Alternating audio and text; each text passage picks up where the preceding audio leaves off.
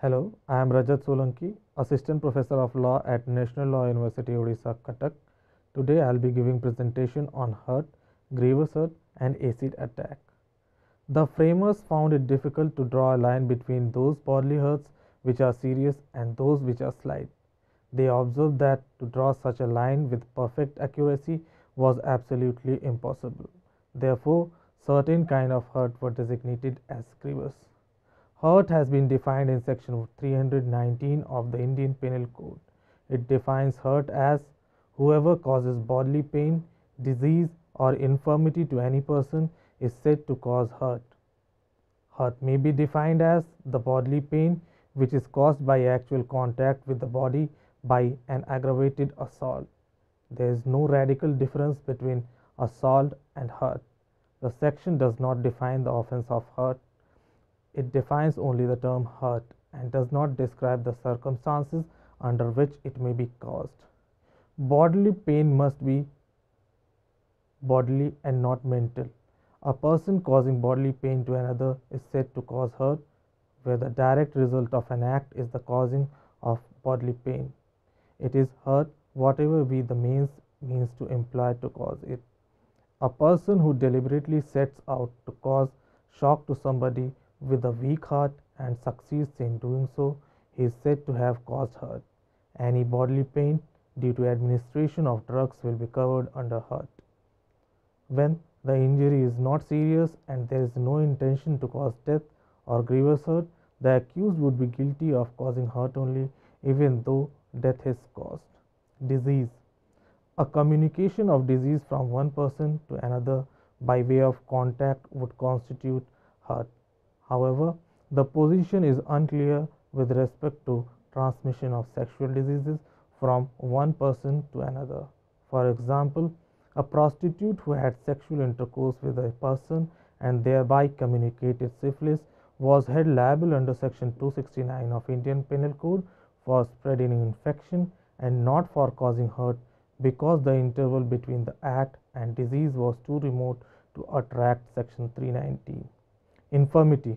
Infirmity denotes unhealthy state of body or mind, and a state of temporary mental impairment or hysteria or terror would constitute infirmity within the meaning of this expression in the section. It is an inability of an organ to perform its normal function, whether temporarily or permanently. It may be brought on by administration of a deleterious or poisonous substance or by taking of alcohol administered by any other person. Section 321 of the Indian Penal Code defines voluntary causing hurt as whoever does any act with intention of thereby causing hurt to any person, or with the knowledge that he is likely thereby to cause hurt to any person and does thereby cause hurt to any person, is said to voluntary to cause hurt. What constitutes a particular offense depends not only upon the nature of the act done, that is actus reus, but also upon the nature of intention or knowledge, that is mens rea, with which it is done. Section 319 described the nature of the actus reus, which would constitute the offense of voluntary causing hurt, punishable under section 323, and section 321 describes the mens rea necessary to constitute the offense. Intention and knowledge must be proved. The person actually hurt need not necessarily be the person who intended to be hurt. Section 321 describes the circumstance that clothe the act with elements of criminality, making it an offense. The circumstances are doing of the act with the intention or knowledge of causing hurt to any other person. Section 323 of Indian Penal Code prescribes punishment for voluntary causing hurt in following way. Whoever, except in case provided for section 334, voluntarily causes hurt shall be punished with imprisonment of either description for a term which may extend to 1 year, or with fine which may extend to 1000 rupees, or with both. It makes an exception only in cases of voluntary causing hurt on provocation under section 334, for which a much lighter punishment is provided. However, voluntary causing of hurt would not be an offense if the harm caused is so slight that no person of ordinary sense and temper would complain of such harm. Also, it would not be an offense if any of the general exceptions applies to it. The essential ingredients of the offense under section 323 are that hurt must be actually caused, that is under section 319, and it must be caused with intention of causing it or with the knowledge of its being likely to be caused. To constitute the offense of voluntary causing hurt, there must be complete correspondence between the result and the intention or the knowledge of the accused. So, the question whether the causing of any particular injury amounts to hurt depends upon the intention with which it was caused and the means that were adopted to cause it. However, there is no fixed criterion for judging the human mind. For instance, if a person beats another intending to do no more than cause him hurt and death ensues owing to an undisclosed disease, the accused would be liable for hurt caused and not death which was thereby occasioned. Intention is decisive factor under this section. In Viswanath versus State of Gujarat, the Gujarat High Court upheld the decision of the trial court, where the trial court convicted the accused mother-in-law under section 323 of the Indian Penal Code for slapping the deceased on the day of the incident during the course of the quarrel. In Pichapillai versus State of Tamil Nadu, the Madras High Court altered the conviction of the accused from section 304(2) to section 323 of Indian Penal Code, observing that there was no intention of the accused to kill the deceased, where the accused pushed the deceased on the chest, due to which deceased fell down on a stone, which resulted in his death.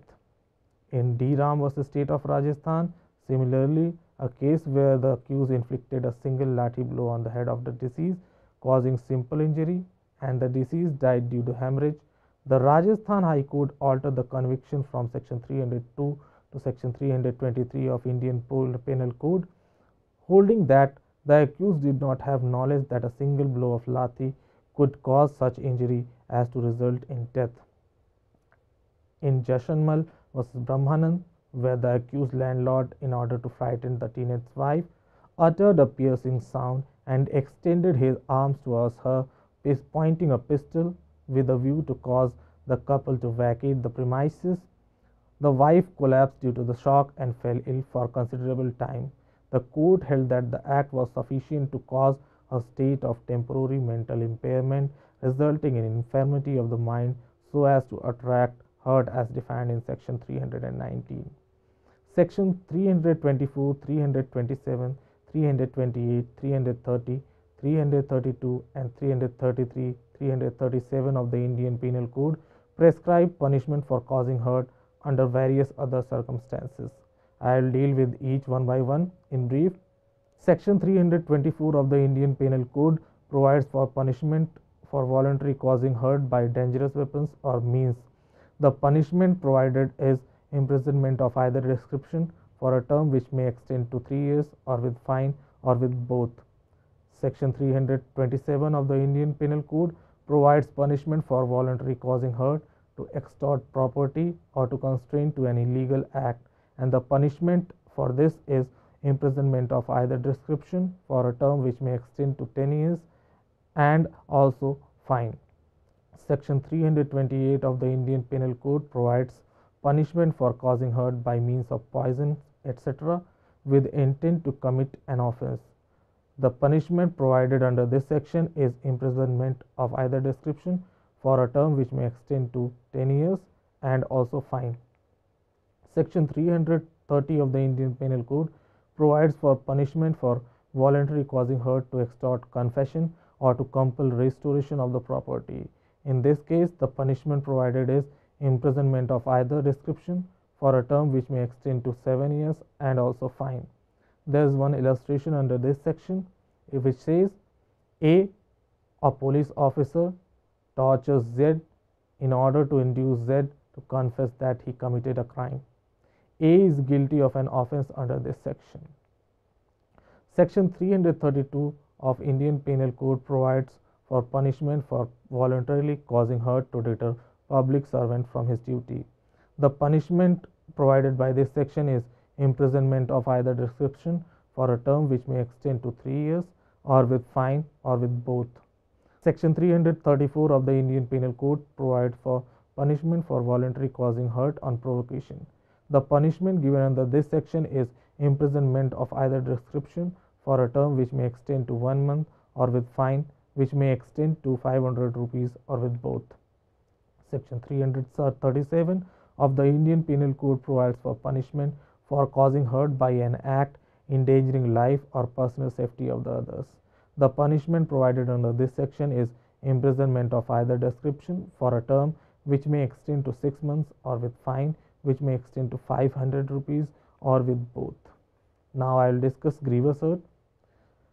Again, the draftmen of IPC found it difficult to draw a line between those bodily hurts which are serious and those which are slight. However, they designated certain kinds of hurt as grievous.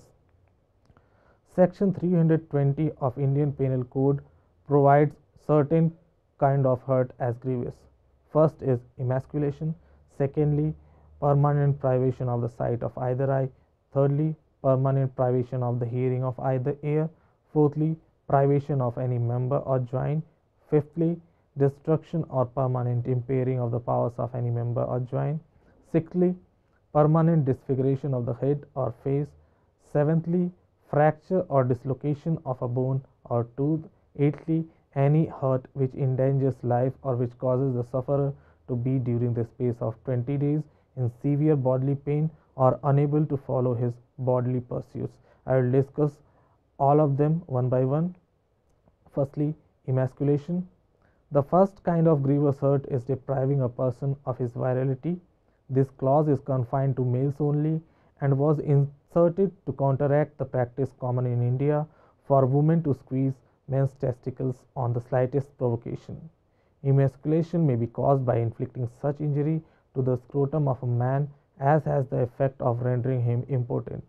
The impotency caused must be permanent and not merely temporary and curable. Secondly, injuring eyesight. Another injury of equal gravity is the permanent privation of the sight of either eye. Such injury must have effect of permanently depriving the injured of the use of one or both of his eyes.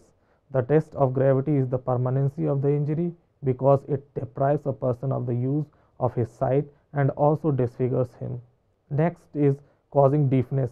The permanent privation of hearing of either ear is lesser serious than the earlier injury, as it does not disfigure person but only deprives him of the use of his ear.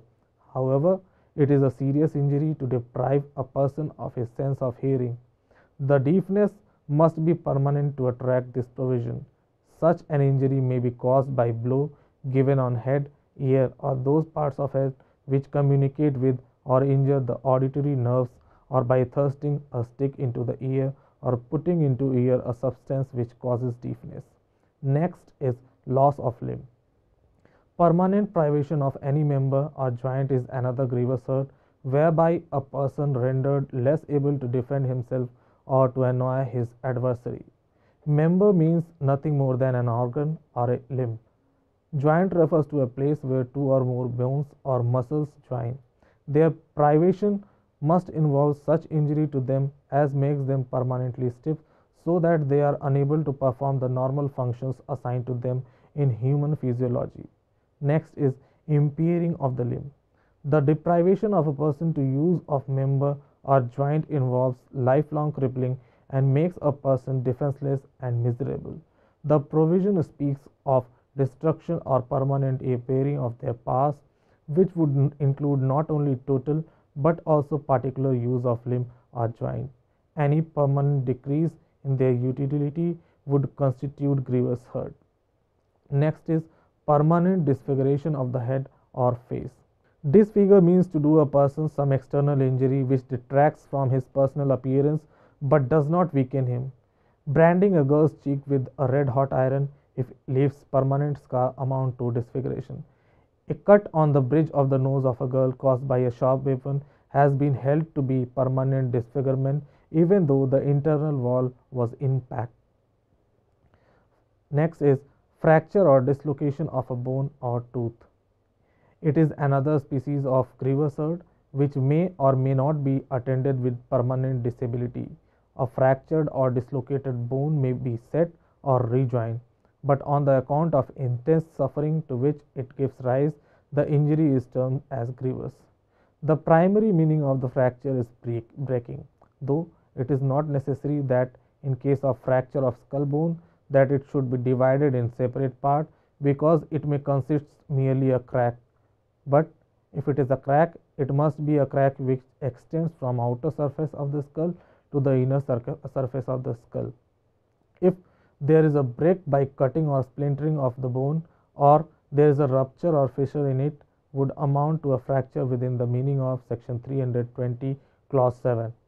What has to be seen is whether cuts in the bones noticed in the injury report are not superficial, and do they effect a break in them. Dislocation means displacement being applied to a bone removed from its normal connections with a neighboring bone. A bone moved out of its socket or put out of its joint is dislocated bone.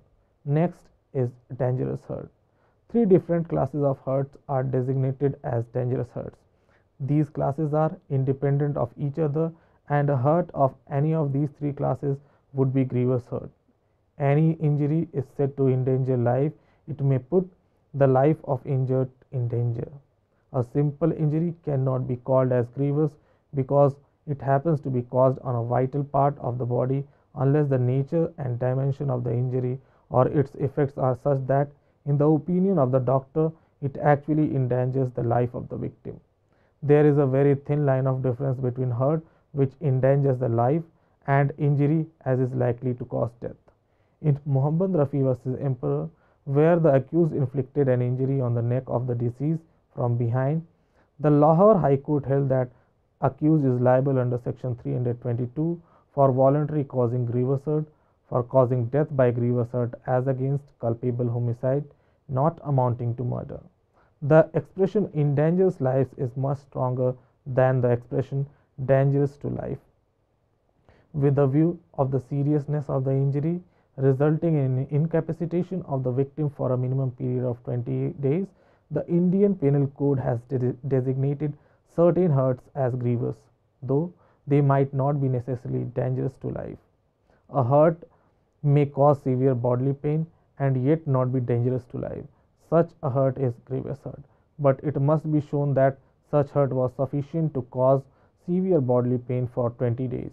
Otherwise, it may happen that such pain was caused, but there may be nothing to show that it was caused in consequence of that injury. Lastly, the test of grievousness is the sufferer's inability to attend his ordinary pursuits for a period of 20 days. In case where the effect of injury does not last for 20 days, such a hurt cannot be designated as grievous. The regard must be given to the nature and severity of the injury, along with the probability of the disability which is likely to arise therefrom. Mere fact that a person remained in hospital for a statutory period of 20 days or did not attend his normal duty for said period is not in itself sufficient to convict the accused for causing grievous hurt. It must be proved that during that period victim was unable to follow his ordinary pursuits.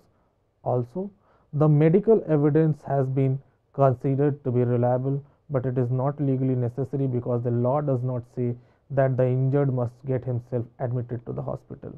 Now, section 322, which provides for voluntary causing grievous hurt, it says, whoever voluntarily causes hurt, if the hurt which he intends to cause or knows himself to cause be likely to cause his grievous hurt, and if the hurt which he causes is grievous hurt, is said to voluntary to cause grievous hurt.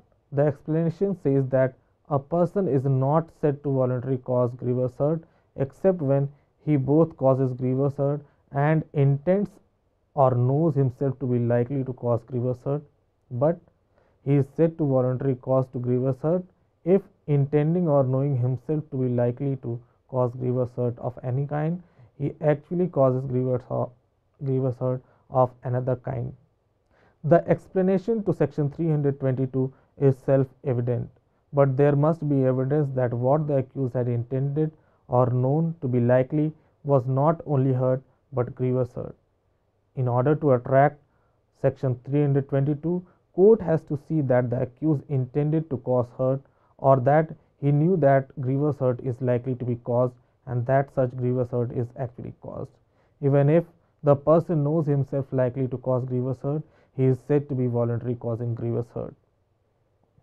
In order that a person may be held guilty of an offense of causing grievous hurt, it must be proved that he either intended to cause or knew himself to be likely to cause grievous hurt and not otherwise. The requirement in the explanation will be satisfied if the offender had the knowledge that by his act he was likely to cause grievous hurt. Explanation makes it clear that either the ingredient of intention or that knowledge must be present in order to constitute the offense of grievous hurt. In order to determine whether the hurt is grievous one, the extent of the hurt and the intention of the offender have to be taken into account. Now, Section 325 of the Indian Penal Code, which provides for punishment for voluntary causing hurt, it says, whoever except in case provided for by Section 335 voluntary causes grievous hurt shall be punished with imprisonment of either description for a term which may extend to 7 years and shall also be liable to fine. A person is said to voluntarily cause grievous hurt when the hurt caused by him is of the nature of any of the kinds of hurt enumerated in Section 320 of the Indian Penal Code, and he intends or knows himself to be likely to cause grievous hurt. The intention can be inferred from the circumstances of the case and the nature of injury caused. In Kalika Singh versus State of Uttar Pradesh, several injuries caused to complainant by accused by fists and lathi included a fracture caused to his left thumb by his fall on the ground during the beating by the accused. The Allahabad High Court in this case held that the accused was liable under Section 325 even though the fracture was caused by the fall and not by the lathi. Sections 326, 329, 331, 333, 335 and 333 prescribed punishment for causing grievous hurt under various other circumstances. I will discuss these sections in brief. Section 326 of the Indian Penal Code provides for punishment for voluntary causing grievous hurt by dangerous weapons or means. The punishment for this section is imprisonment for life or with imprisonment of either description for a term which may extend to 10 years and also fine. Section 329 of the Indian Penal Code provides punishment for voluntary causing grievous hurt to extort property or to constrain to an illegal act. The punishment under this section is imprisonment for life or imprisonment for either description of a period which may extend to 10 years and also fine. Section 331 of the Indian Penal Code provides for the punishment for voluntary causing grievous hurt to extort confession or to compel restoration of property. The punishment provided under this section is imprisonment of either description for a term which may extend to 10 years and also fine. Section 333 of the Indian Penal Code provides for punishment for voluntary causing grievous hurt to deter public servant from his duty. The punishment provided under this section is imprisonment of either description for a term which may extend to 10 years and also fine. Section 335 of the Indian Penal Code provides for punishment for voluntary causing grievous hurt on provocation. The punishment given under this section is imprisonment of either description for a term which may extend to 4 years or with fine which may extend to 2000 rupees or with both. Section 338 of the Indian Penal Code provides for punishment for causing grievous hurt by act of endangering life or personal safety of others. The punishment provided under this section is imprisonment of either description for a term which may extend to 2 years or with fine which may extend to 1000 rupees or with both. Now I will discuss acid attack. The 226th report of Law Commission of India recommended the inclusion of acid attacks as specific offences in the Indian Penal Code and a law for compensations for victims of crime. The Law Commission proposed the insertion of 2 sections in the Indian Penal Code dealing with acid attack after analyzing the crime of acid attack, its impact on the victim, laws relating to acid attacks in various countries, and the decision of various courts of India in matters related to acid attack. The acid throwing is an extremely violent crime by which perpetrator of crime seeks to inflict severe physical and mental suffering on his victim. This kind of violence is often motivated by deep-seated jealousy or feelings of revenge against a woman. The acid is usually thrown at the victim's face. The perpetrator wants to disfigure the victim and turn them into a monster. Perpetrators of the crime act cruelly and deliberately. Acid violence is a premeditated act of violence as the perpetrator of crime carries out the attack by first obtaining the acid, carrying it on him, and then stalking the victim before executing the act. Furthermore, an acid attack has long-lasting consequences on the life of victim who faces perpetual torture, permanent damage, and other kinds of problems for rest of her life. Victims of acid attack normally feel worthless, afraid, and mortified and become social outcasts because of their appearance. They may become too traumatized or embarrassed to walk out of their house and carry out simple tasks, let alone get married and have children, get a job, go to school, etc. Even if they are willing to pursue a normal life, there is no guarantee that the society itself will treat them as a normal human being given their appearance and disabilities after an attack. They may not be able to work or be able to find a job and thus perpetually struggle to survive. It was contended by those working for these victims that criminal law relating to grievous hurt in section 320, 322, 325 and 326 of the Indian Penal Code is insufficient to deal with the phenomenon of acid attacks. Earlier, the acid attack cases have been registered under different sections of the Indian Penal Code, particularly the sections relating to grievous hurt by corrosive substances, and attempt to murder and murder. In some of the positive cases, the accused have been charged with murder as the intention of the attacker has been construed as the intention to kill the victim. Even in these positive cases, however, the amount of fine which has been levied has often been an insignificant amount. The victim has also often not been given this fine by the court. In Gulab Sahib Lal Sheikh versus State of Maharashtra, acid was thrown on a woman while she was holding her 2.5-year-old baby by her brother-in-law for refusing to give money to maintain her husband's second wife. She sustained acid burns on left side of her face, left hand and left breast, and both she and her infant daughter lost their eyesight. The woman finally died due to burn injuries. In this case, the brother-in-law was sentenced by the court under section 302 of the Indian Penal Code to undergo imprisonment for life and pay a fine of rupees 1000 and also sentenced to rigorous imprisonment for a month. Under section 326 of the Indian Penal Code, he was awarded 5 years imprisonment apart from a fine of rupees 2000 and 3 months of rigorous imprisonment. Though the accused has been found guilty, the learned judge failed to appreciate that he should levy an adequate amount of fine and give this fine to victim's child who suffered from the attack in multiple ways.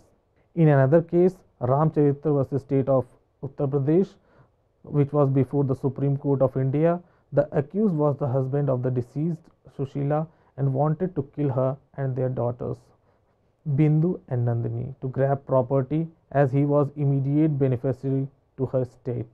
He poured acid over her to kill her. She received extensive burn injuries on large parts of their bodies, including the face, chest, neck, etc. According to the doctor, the death was due to the corrosive acid burns and shock. The High Court convicted the appellant Ramcharitra and Kishori Lal under section 302 read with 34 of Indian Penal Code and sentenced them to life imprisonment. The appeal for their acquittal was dismissed by the Honorable Supreme Court. However, no compensation was awarded to the victims. In most of the cases, no compensation has been awarded. In those in which compensation has been awarded, the sum is minimal and is totally inadequate to meet even the medical expenses. Normally, courts just levy fines without even giving these to victims. The section on compensation in the Code of Criminal Procedure should therefore clearly spell out the fines levied should be given to victim or their dependents. The victims suffer a great deal due to a slow judicial process, inadequate compensation, and obviously from the after effect of the acid attack itself. The two new provisions which has been added in the Indian Penal Code are Section 326A and Section 326B. Section 326A deals with voluntary causing grievous hurt by use of acid. It provides that whoever causes permanent or partial damage or deformity to, or burns or maims or disfigures or disables any part or parts of the body of a person, or causes grievous hurt by throwing acid on or by administering acid to that person, or by using any other means with the intention of causing or with the knowledge that he is likely to cause such injury or hurt, shall be punished with imprisonment of either description for a term which shall not be less than 10 years, but which may extend to imprisonment for life, and with fine. There is one proviso with this section which says that such fine shall be just and reasonable to meet the medical expenses of the treatment of the victim. There is another proviso in this section which says that any fine imposed under this section shall be paid to the victim. Section 326B of the Indian Penal Code, which was inserted in year 2013, provides for voluntary throwing or attempting to throw acid. It provides that whoever throws or attempts to throw acid on any person, or attempts to administer acid to any person, or attempts to use any other means with the intention of causing permanent or partial damage or deformity or burns or maiming or disfigurement or disability or grievous hurt to that person, shall be punished with imprisonment of either description for a term which shall not be less than 5 years, but which may extend to 7 years, and shall also be liable to fine. There are two explanations for these two sections. First explanation says that what is the meaning of acid?